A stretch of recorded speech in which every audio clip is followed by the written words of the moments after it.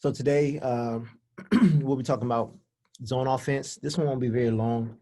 We'll go through this one pretty quickly, and then we'll go through some, just showing you some video of some of the principles that we discuss in this video or in this PowerPoint presentation. So the first thing is you want to use your primary break as much as possible. You're playing against a zone. They say one of the biggest things is don't let the zone get set up. So if you're able to get the rebound and get down the court and score as quick as possible, that's a great way to fight against the zone. Even on made baskets, there are a lot of teams that they get the ball out of the net and they kick it down and they're going down the court and score right away. We saw that a little bit with Carolina, University of North Carolina, Chapel Hill, and their fast break. So first way to fight the zone, don't let it get set up. Get your primary break, get down the court, and try to score quickly.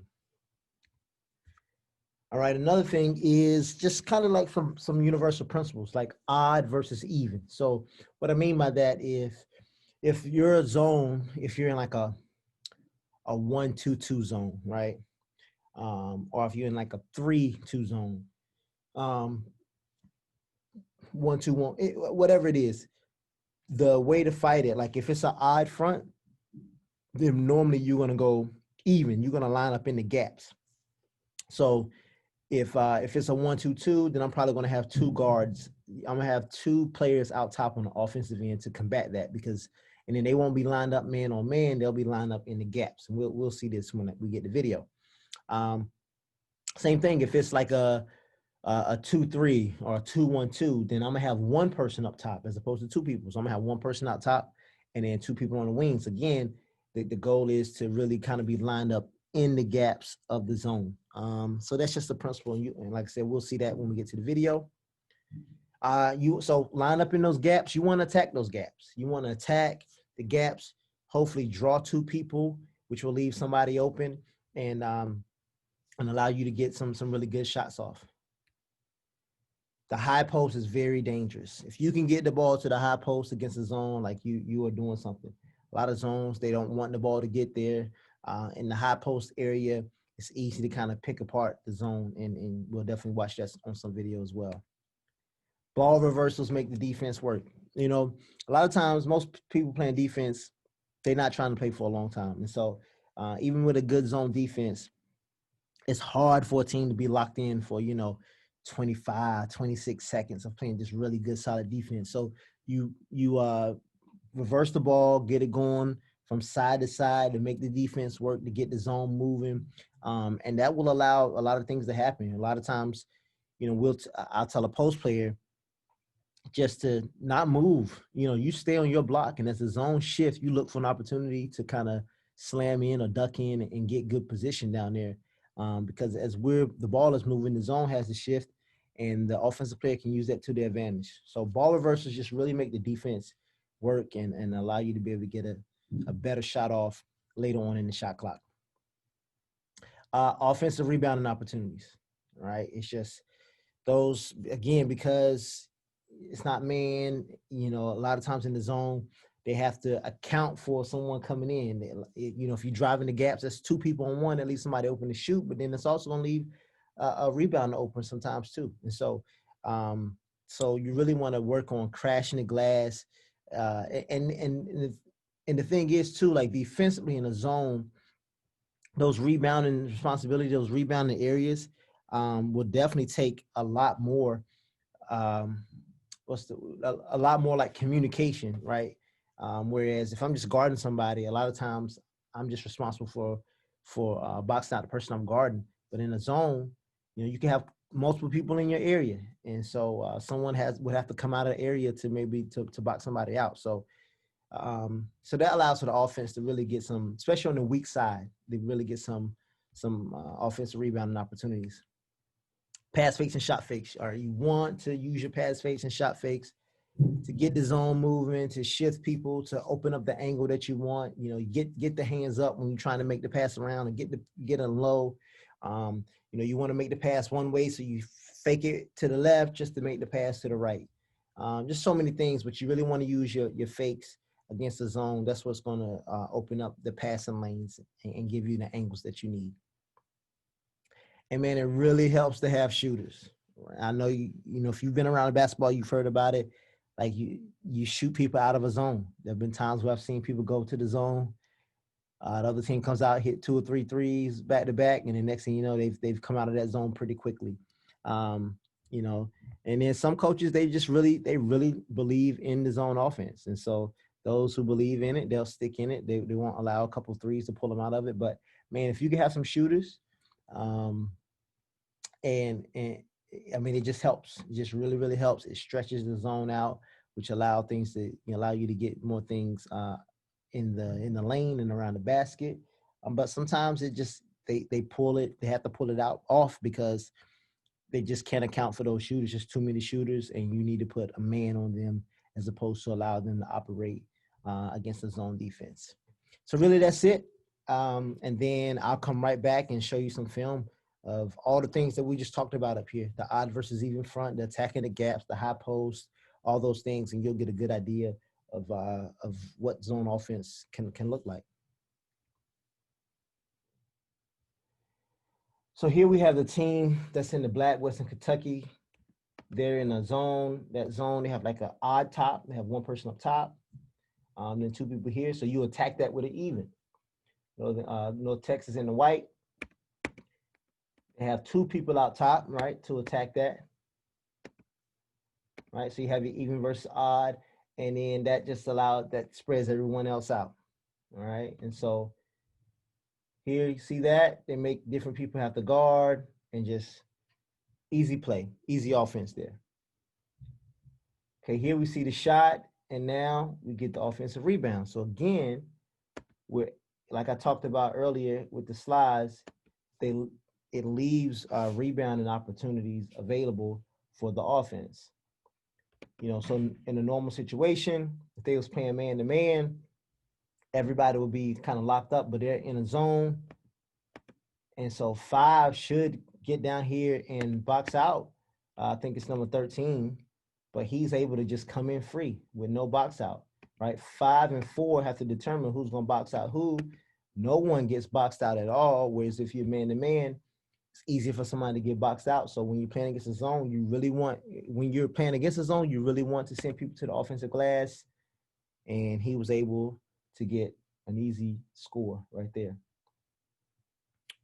All right, now here we're going to see where it helps to really have a shooter, right? They're playing this zone.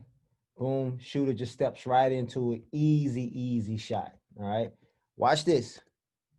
So they come, they set the ball screen. This defender has the help over here. On the right wing, he has the help. Now this shooter is just about to just step right into this shot, knocks it down. I mean, it helps to have a shooter. Watch the passing here. We talk about reversals and just passing the ball and make the defenders work. Watch the passing that takes place here.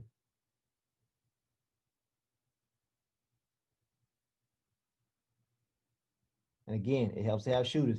Now, I love this. So they just pass. They don't even make a reversal. They just passing, just moving the ball, makes the pass back, pass it right back, not a lot of dribbles. And because they're in the zone, this wing defender, to a certain point, you're with somebody to a certain point. So he got to the edge of his zone, he let him go. And because of that, now he's blind to him. The guy looked like he was cutting through. He didn't cut through. He cut right back. And then he makes him pay with an easy shot right there. Right here, you're going to see some fakes. Watch the pass fakes. See the pass fake? Let's go back. Pass fake, boom, gets him up in the air. That allows that window right here to the high post area. And remember, we talked about the high post just being a dangerous area. So he gives the pass fake, allows him to get to the high post. And now look at how much time he has. Like he was able to diagnose, like he faked out 3 people, right? Faked out 3 people. Got the guy over here on the left that's having to worry about the wing. They're worried about this guy behind them, but who's going to take him because they have a guy over here too. Number 44 is on this right wing. And so they got, that's why you don't want the ball to get to the high post, because now he's able to see the entire floor. And He's just able to make them pay. He dropped the guy too. Easy though. Easy basketball. Easy basketball. That's why you want to get it to the high post. You'll see it again here. Get the ball to that high post. Another fake. Get it to the high post. He's able to pick the defense apart. I mean, look at this. This is just a great high post play right here. He turns. They react to the person on the wing in the corner area, and now he kicks it back out top. And again, that's why you want to have shooters. Too long of a closeout, easy score.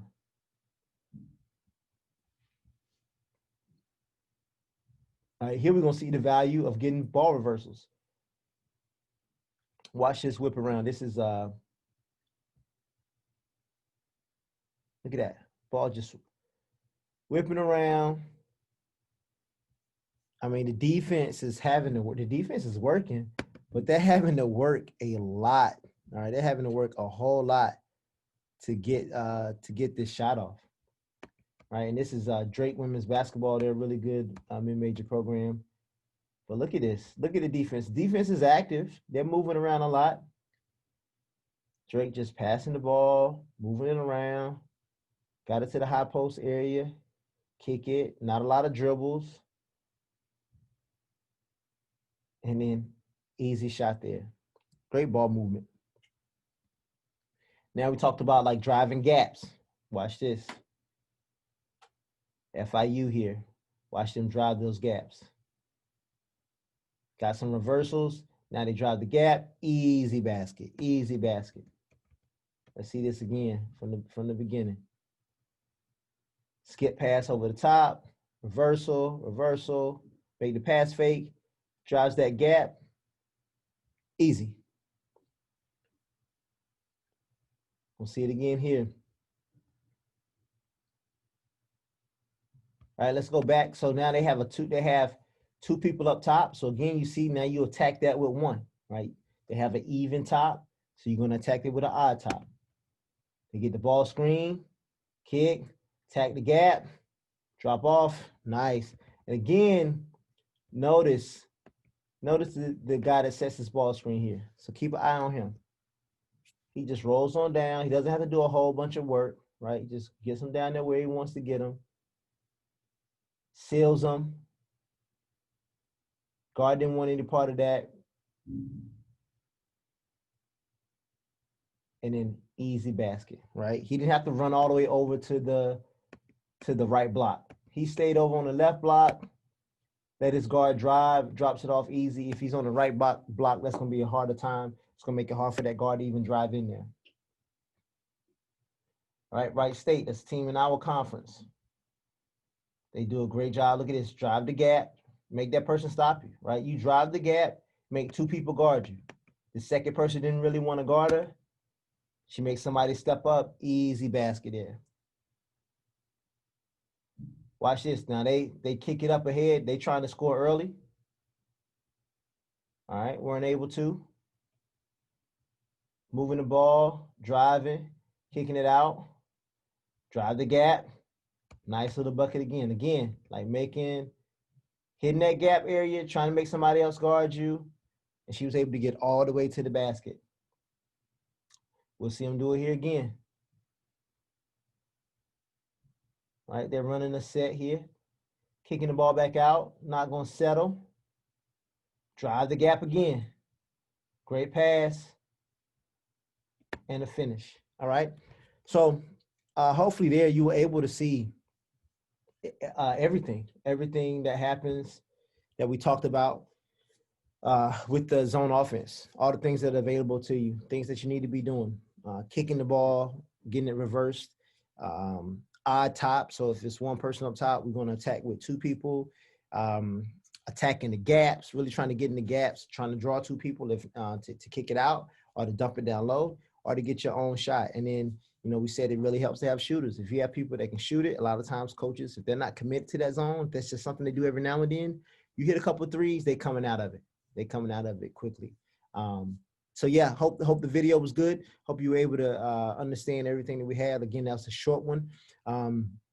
And by now you should be pretty close to doing your discussion post on the your offensive philosophy. So I'm looking forward to reading those. And remember, it's all about what you want to do as a coach. All right, take care.